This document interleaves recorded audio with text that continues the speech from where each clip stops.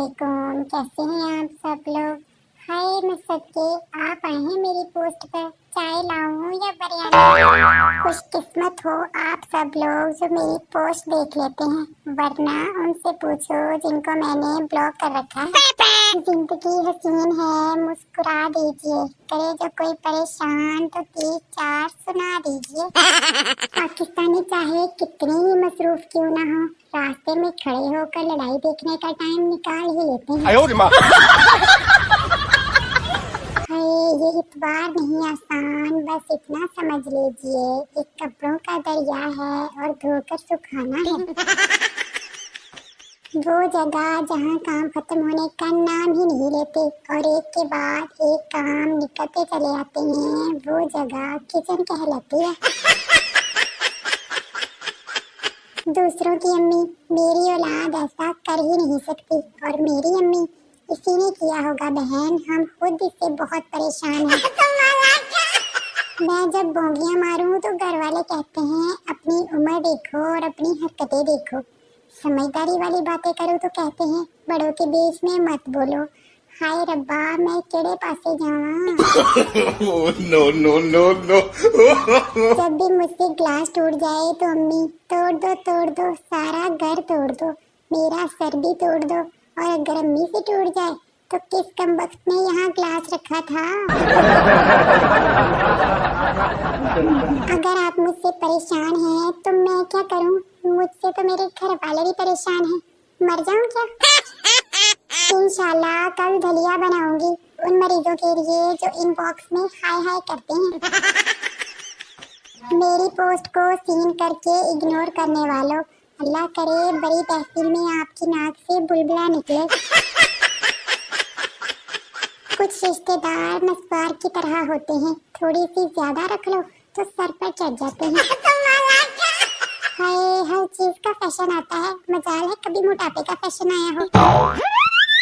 वाजिबुल छतरोल है वो बंदा जो कहे बात बताऊं फिर कहे चलो छोड़ो। एक शायर और उसकी बीवी सरेराह झगड़ रहे थे, एक सिपाही उन्हें पकड़कर थाने ले गया।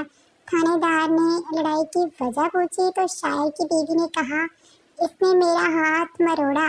शायर ने कहा इसने मेरी नाक तोड़ा। बीवी झूठ बकता है नगोड़ा। शायर औरत है या बंदूक का तोड़ा। बीवी ये आदमी है या कोई घोड़ा। शायर हाय मेरे नसीब जिसने ये जोड़ जोड़ा। थानेदार तंग आकर बोला जाओ बाबा मैंने तुम दोनों को छोड़ा। उर्दू खावंद अपनी बीवी से, इरम आज मैं ट्रक के नीचे आने लगा था। बीवी अल्लाह ना करे सलीम आपको मेरी भी उम्र लग जाए, ऐसी बातें नहीं करते। पंजाबी खावंद अपनी बीवी से, सीधा आज मैं ट्रक थले आउण लगा सी, सीधा फिटे मुंह तुहाडा एवें ना कुत्ते वांगू भौंकिया करो। सेवन अप बोतल ने इतना बदनाम नहीं होना था अगर हमारी बुजुर्ग खवातीन इसे गैस वाली बोतल का नाम ना देती। जब लड़की देखने जाओ तो उसकी आवाज रेडियो से भी ज्यादा हल्की होती है, फिर पता नहीं शादी के बाद कहाँ से बुफर लग जाते हैं।